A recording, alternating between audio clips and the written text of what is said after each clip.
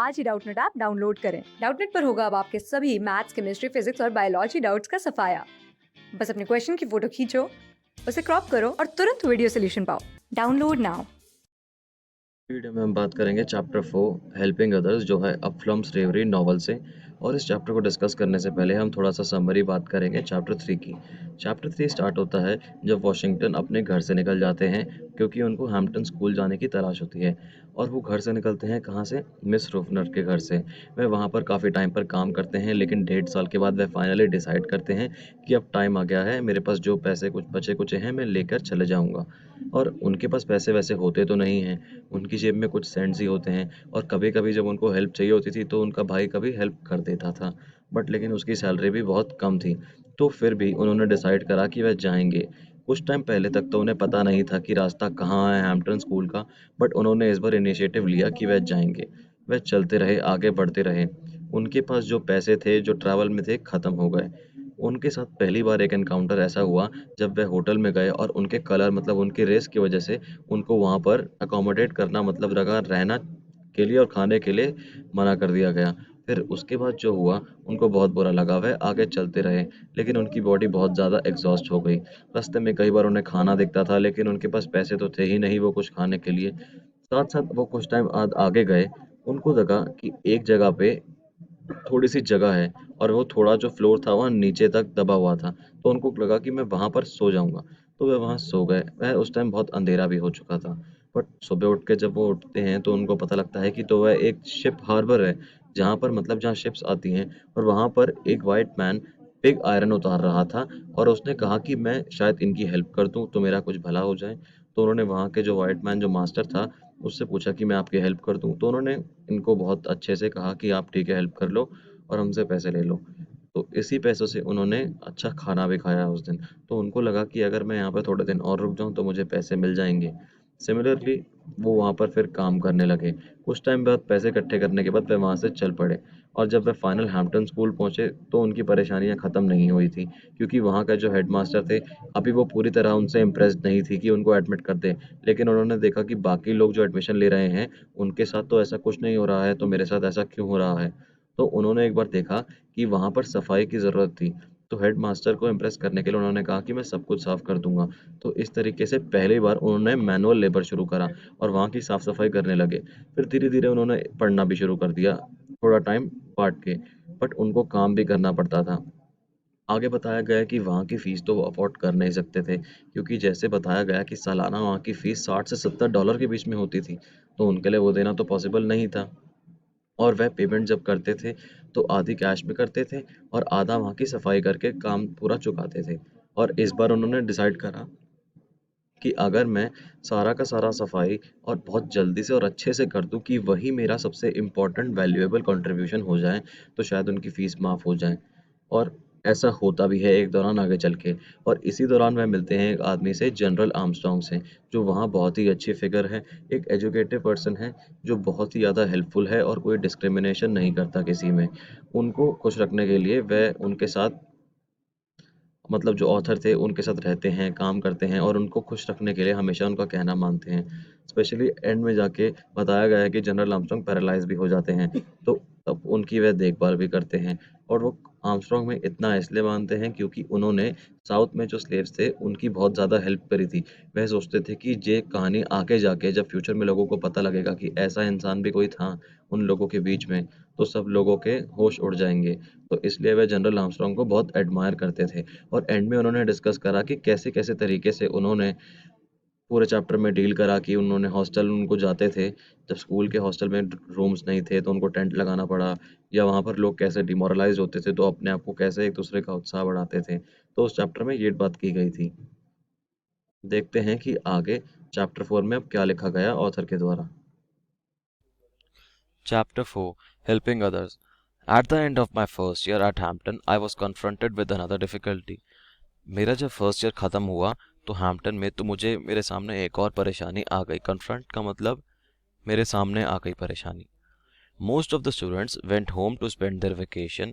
I had no money with which to go home, but I had to go somewhere. In those days were students who were permitted to remain at the school during the vacation.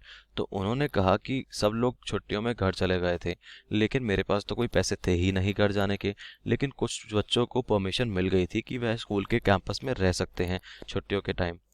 It made me feel very sad and homesick to see other students preparing to leave and starting for home. I not only had no money with which to go home, but I had none with which to go anywhere.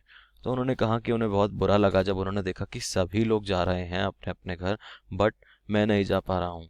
But लेकिन उनके पास कहीं घर जाने के लिए पैसे तो छोड़ो, कहीं जाने तक के पैसे नहीं थे. In some way, however, I had gotten hold of an extra second-hand coat with which I thought was a pretty valuable coat. Then I decided to sell in order to get a little money for my traveling expenses. I had a good deal of boyish pride and I tried to hide as far as I could from the other students from the fact that I had no money and nowhere to go. तो उन्होंने यहाँ पर कहा कि उनके पास एक बहुत अच्छा सेकेंड हैंड कोट मिल गया था उन्हें, बट उन्होंने डिसाइड करा कि वह कोट को बेच देंगे ताकि थोड़ा सा खर्चा आ जाए ट्रैवल करने के लिए. और उन्होंने कहा कि थोड़ा अंदर, जैसे बॉयज़ के अंदर ईगो होता है, तो उन्होंने ये बात सबसे छुपा के रखी, किसी को दिखाया नहीं, तो उन्होंने डिस्क्लोज नहीं करी ये चीज़. I made it known to the few people in the town of Hampton that I had this coat. I had to sell this coat, and after a good deal of persuading, one colored man promised to come to my room and to look through the coat and took the coat over, and consider the matter of buying it. तो उन्होंने कहा कि इसको उन्होंने कुछ ही लोगों को बताया हैम्पटन में. उसके बाद कुछ कलर्ड मैन, मतलब जैसे उन्होंने डिस्क्राइब करा है बुक में, आए उनके रूम में देखने के लिए कोट की कैसा है और वो खरीदना चाहेंगे. This cheered my dropping spirits considerably. Early the next morning, my prospective customer appeared. After looking the garment over carefully, he asked me how much I wanted for it. I told him I thought it was worth $3. तो उन्होंने कहा कि मैंने एक आदमी को बुलाया अपने रूम में, तो उसने कहा कि वह आ जाएगा. तो उनका वो प्रोस्पेक्टिव कस्टमर हो गया कि जो कोट शायद खरीदता. तो आया वो आदमी, उसने देखा कि ये कोट कैसा है. उसके बाद उसने कहा कि आप कितना प्राइस लेंगे. तो उन्होंने कहा कि मैं इसका वैल्यू वर्थ रखता हूँ $3 को. He seemed to agree with me as to the price. उन्होंने कहा कि मैं प्राइस से अग्री करता हूँ, but remarked in the most fatter of the fact way, I tell you what I will do. I'll take the coat and I will pay you 5 cents cash down and pay you the rest of the money as soon as I can get it. It's not hard to imagine my feelings were at that time. तो उन्होंने कहा कि चलो मैं agree करता हूँ, but लेकिन मैं ऐसा करूँगा कि मैं 5 सेंट्स दूंगा अभी और बाकी के बाद में चुकाता रहूँगा. और आखिरी में उन्होंने कहा कि आप मेरी फीलिंग्स तो उस टाइम समझ ही सकते हैं मैं कितना डेस्परेट था पैसे के लिए. With this disappointment I gave up all the hope of getting out of the town for Hampton of my vacation.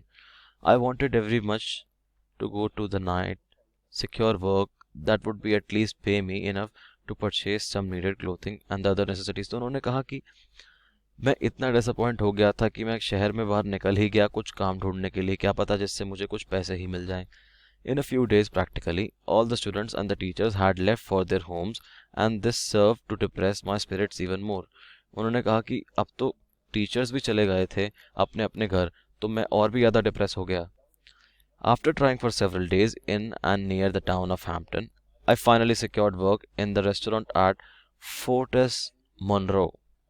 उन्होंने कहा कि अब कुछ दिनों के बाद मेरे को फाइनली काम मिला एक, लेकिन रेस्टोरेंट में. उस रेस्टोरेंट का नाम था Fortress Monroe. The wages however were a little more than my board at night and between meals.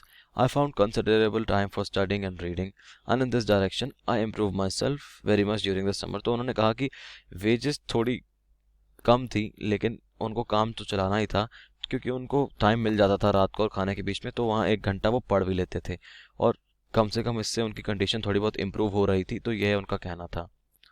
When I left school at the end of my first year, I owed the institution $16 that I had not been able to work out. It was my greatest ambition during the summer to save money enough with which to pay this debt. तो उन्होंने कहा कि जब मैंने school को छोड़ा था first year के एंड में, तो उन्होंने अभी भी कर्जा रखा था अपने पास कि $16 देने हैं स्कूल को उन्हें वापस. तो उनका सबसे पहला एम ये था कि मैं पैसे सेव करके ये चीज़ मतलब कर्जा ख़त्म करूँगा. I felt that this was a debt of honor and that I could hardly bring myself to the point of even trying to enter school again till it was paid.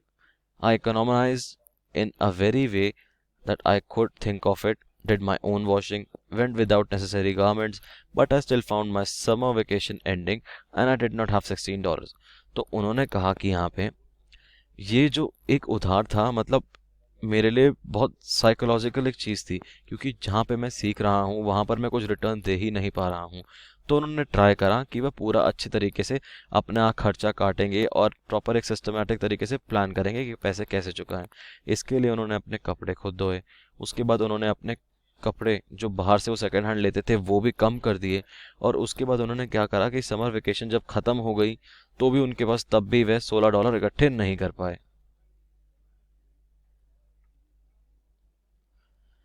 One day, during the last week, I stayed in the restaurant. I found under one of the tables a crisp new $10 bill.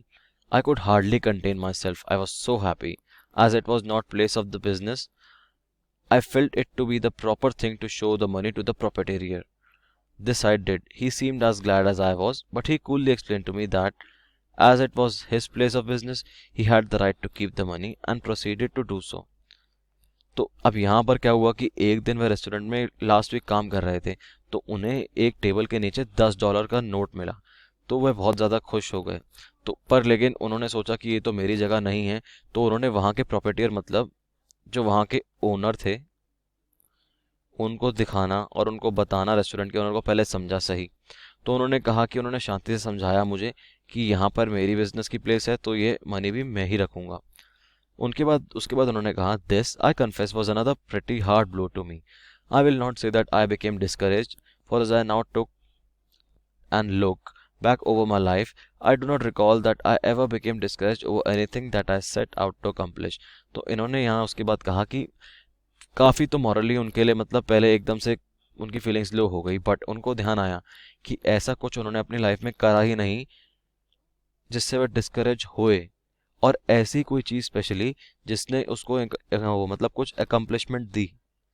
यहाँ पर उनका कहने का मतलब है कि अगर आप किसी चीज़ को अकम्प्लिश कर देते हैं तो उसके साथ कोई डिस्करेजिंग चीज़ तो है ही नहीं, क्योंकि आगे खाली पॉजिटिव्स ही पॉजिटिव्स हैं। I have begun everything with the idea that I could succeed, and I ever had much patience with multitudes of the people who are always ready to explain why one cannot succeed. तो उन्होंने कहा कि मेरी हमेशा यही feeling रही है कि हम हमेशा सक्सीड कर सकते हैं एक पेशेंस के साथ, और मल्टीट्यूड्स मतलब उन्होंने कहा कि डिफरेंट अलग अलग टाइप्स ऑफ पीपल के साथ उनको एक्सप्लेन करने के लिए तैयार हैं कि ऐसा करना ज़रूरी नहीं है, अगर आप पेशेंस रखते हैं तो आप हमेशा सक्सेसफुल होंगे। I determined to face the situation just as it was. At the end of the week, I went to the treasurer of the Hampton Institute, General J.F.B. Marshall, and told him frankly my condition. तो इसके बाद उन्होंने कहा कि at the end of the week वो गए, treasure मतलब जो वहाँ के अकाउंटेंट थे, जो मनी उनके पास रहती थी, कि सर मेरे पास पैसे नहीं हैं, और मैंने अपने फ्रैंकली कंडीशन आपको मैं बता रहा हूँ। To my gratification, he told me that I could re-enter the institution and that he would trust me to pay the debt when I could. During the second year, I continued to work as a janitor. तो उन्होंने कहा कि जैसे ही वो चले गए वहाँ पर, उन्होंने कहा कि सर मेरी कंडीशन ऐसी है, तो वहाँ जो थे ट्रेजरर ने उनकी कंडीशन मान ली, और उन्होंने कहा कि मैं ट्रस्ट करता हूँ कि तुम अपना डेब्ट जब तुम्हारे पास पैसे होंगे तुम वापस दे दोगे, और उन्होंने सेकेंड ईयर अपना शुरू कर दिया और वहाँ पर वो जैनेटर की तरह एक काम करते रहे। The education that I received at Hampton out of the textbooks was a small part of what I learned there. One of the things that impressed itself upon me deeply, the second year, the unselfishness of the teachers. तो उन्होंने कहा कि अब education जो मेरे को वहाँ पर मैंने हैम्पटन से सीखी थी, टेक्स्ट बुक के अलावा भी बहुत कुछ था उसमें, और सबसे वैल्यूएबल चीज़ जो सेकेंड ईयर में उन्होंने सीखी थी वो था कि अनसेल्फिशनेस ऑफ द टीचर्स। उन्होंने कहा कि वहाँ के टीचर्स बहुत ज़्यादा अनसेल्फिश थे और हमेशा बच्चों का ध्यान रखते थे। It was hard for me to understand how many individuals could bring themselves to the point where they could be so happy in working for others. Before the end of the year, I think I began learning that those people who are happiest are those who do the most for the others.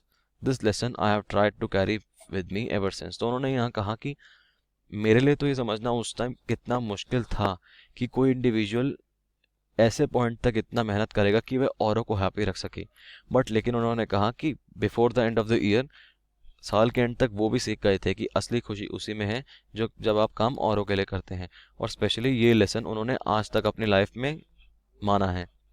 I also learned a valuable lesson at Hampton by becoming into contact with the best breeds of livestock and fowls. No student, I think, who has had the opportunity of doing this could go out into the world and contempt himself with the poorest grades. तो इन्होंने कहा कि breeds of life stock and fowls. अब यहाँ पर एक चीज़ देखिए आप. तो यहाँ उन्होंने कहा कि breeds of life stock and fowls, मतलब उनकी जॉब पढ़ने के अलावा वहाँ जैनेटर की भी थी. तो वह वहाँ पे, यहाँ पर अब फाउल होती है एक बर्ड, तो हर चीज़ की देखभाल करते थे वहाँ पर. मतलब ये उनकी ड्यूटी हो ना हो, लेकिन वहाँ पर उन्होंने फाउल्स देखे, उनको मतलब डीपली देखा, स्टडी करा क्या चीज़ें होती हैं. तो मतलब एजुकेशन के अलावा भी उन्होंने बहुत चीज़ों में दिलचस्पी ली, डिस्पाइट कि ग्रेड्स कैसे भी हों, लेकिन वो सब कुछ पढ़ रहे थे वहाँ पर और नई नई चीज़ें जान रहे थे. Perhaps the most valuable thing that I got out of my second year was an understanding the use of value of the Bible. तो उन्होंने कहा कि सेकेंड ईयर की सबसे मोस्ट अंडरस्टैंडिंग चीज़ थी जब उन्होंने समझा कि बाइबल की वैल्यू क्या होती है. Miss Nathalie Lord, one of the teachers from Portland, taught me how to use and love the Bible. Before I had never cared a great deal about it. But now I learned to love to read the Bible, not only for the spiritual help which it gives, but on the account of it as a literature. तो उन्होंने कहा कि उनके लिए Bible पहले इतनी important नहीं थी, लेकिन उनकी टीचर जो थी मिस नाथनी लॉर्ड, उन्होंने उसको बाइबल की इंपॉर्टेंस रियलाइज़ करवाई. और आखिरी में उन्होंने बाइबल इसलिए नहीं पढ़ी कि वो एक स्पिरिचुअल चीज़ है, ऐसा कोई रिलीजियस टेक्स्ट है, बट क्योंकि उसकी लिटरेचर की वजह से. The lessons taught me in this respect book such a hold upon me that a present time when I am at home, no matter how busy I am, I always make it a rule to read a chapter, a portion of a chapter in the morning before the beginning of the work of my day. तो उन्होंने कहा कि यह चीज़ उनको इतना valuable lesson दे गई कि वे Bible अब रोज़ पढ़ते हैं जब भी उनको टाइम मिलता है, नो मैटर कोई भी कितना बिजी हो, बट वो हमेशा एक चैप्टर का पोर्शन अपना काम शुरू करने से दिन में पढ़ लेते हैं पहले. Whatever the ability I may have as a public speaker, I owe in a gesture to Miss Lord. तो उन्होंने कहा कि जो भी मेरी एबिलिटी थी पब्लिक स्पीकिंग की, वो आज मैं खाली मिस नैथली लॉर्ड को ओ करता हूँ, क्योंकि उन्हीं की वजह से मेरे को अच्छे से पब्लिक स्पीकिंग की स्किल मिली. When she found out that I had some inclination in this direction, she gave me a private lessons in the matter of breathing, emphasis and articulation. तो यहाँ पर उन्होंने कहा कि जैसे मिस लॉर्ड को पता लगा कि मुझे पब्लिक स्पीकिंग की मतलब मुझे सीखने की दिलचस्पी है, तो इंक्लिनेशन मतलब यहाँ पर यही वर्ड यूज़ करा है कि उनको दिलचस्पी थी इस चीज़ की, उस डायरेक्शन में. तो उन्होंने उनको प्राइवेट लेसन्स दिए जिसमें उन्होंने बताया कि पब्लिक स्पीकिंग मतलब ब्रीथिंग आप कैसे करेंगे, आप वर्ड्स बोलते बोलते ज़्यादा फास्ट नहीं बोलना, ज़्यादा को ब्रीथ अगर हैवी हो जाए तो रुक जाएं, वर्ड्स पर एम्फेसिस डालें, मतलब कि अगर जो तेज़ वर्ड्स बोलने हैं, स्ट्रॉन्ग बोलने हैं तो उन पर एम्फेसिस डालें. आर्टिकुलेशन मतलब प्रॉपर आप अच्छे से सेंटेंसेस बोलें, लाइन टू लाइन बोलें, फंबल ना करें. आगे कहा गया, simple to be able to talk in public for the sake of talking has never had the least attraction to me. In fact, I consider that there is nothing so empty and unsatisfactory as mere abstract public speaking. But from much early childhood, I have had a desire to do something and make the world a better, and then to be able to speak in the world about that thing. तो उन्होंने कहा कि public speaking एक normal चीज़ नहीं थी उनके लिए, जो एक सिंपल अट्रैक्शन थी, बट एज अ पर्सन जो हमेशा से चाहता है बचपन से कि मैं वर्ल्ड में कुछ अच्छा ऐसा करूँ कि क्योंकि एक वो एक बेटर प्लेस बने, तो पब्लिक स्पीकिंग उनके लिए बहुत इंपॉर्टेंट चीज़ थी.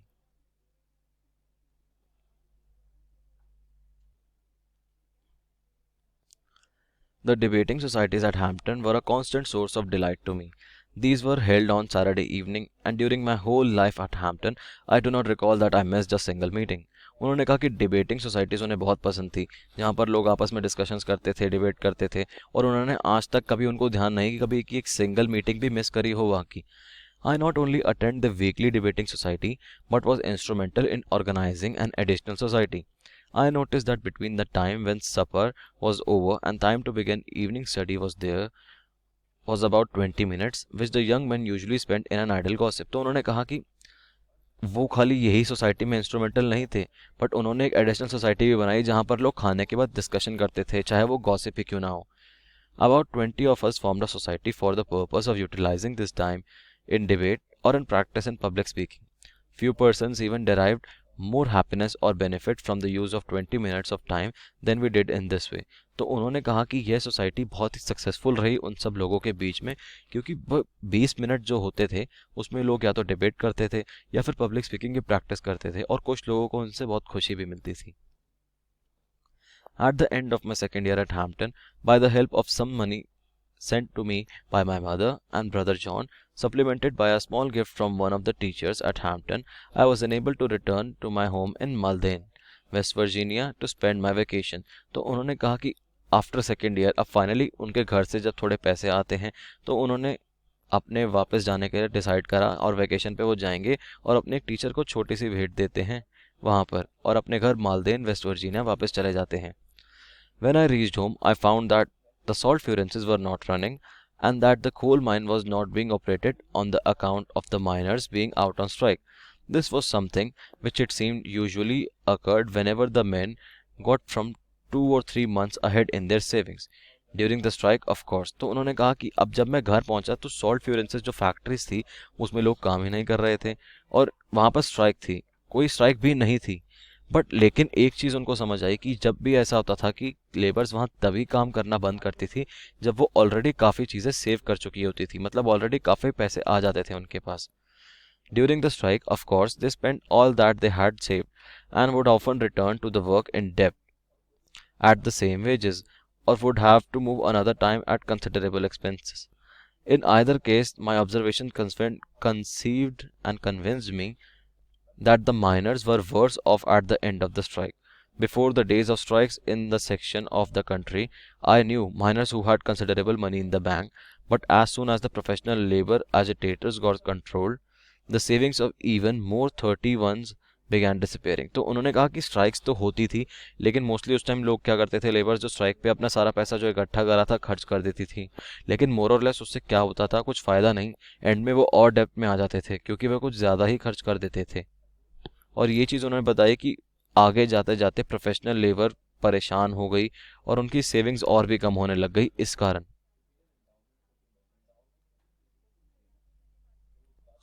आगे लिखा गया, My mother and the other members of my family were, of course, much rejoiced to see me and note the improvement that I had made during the 2 years absence।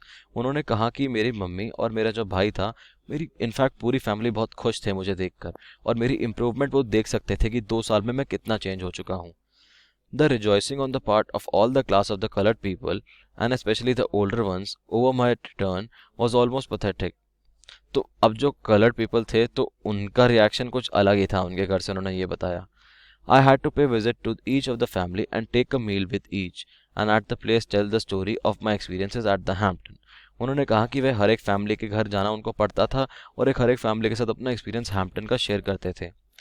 In addition to this, I had to speak before the church and Sunday school and at various other places. The thing that I was most in search of though work I could not find। तो उन्होंने कहा कि जब वे finally घर जब पहुंच गए, उनको वहाँ पर चर्च में जाके बोलना भी पड़ता था, संडे स्कूल में भी इवन बोलते थे वो, बट लेकिन एक चीज़ थी, उन्हें अभी भी काम की तलाश थी वहाँ पर काम करने के लिए, और वो उन्हें वहाँ मिला ही नहीं। There was no work on the account of strike. I spent nearly the whole of the first month, my vacation, in an effort to find to do by, and I could earn money to pay my way back to Hampton and save a little money to use after the reaching there।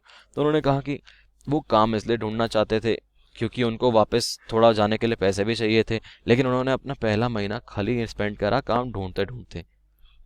देखते हैं बाकी अगले chapter में अगले part में क्या होता है जब वो अपने घर जाते हैं और क्या क्या काम करने के लिए ढूंढ पाते हैं।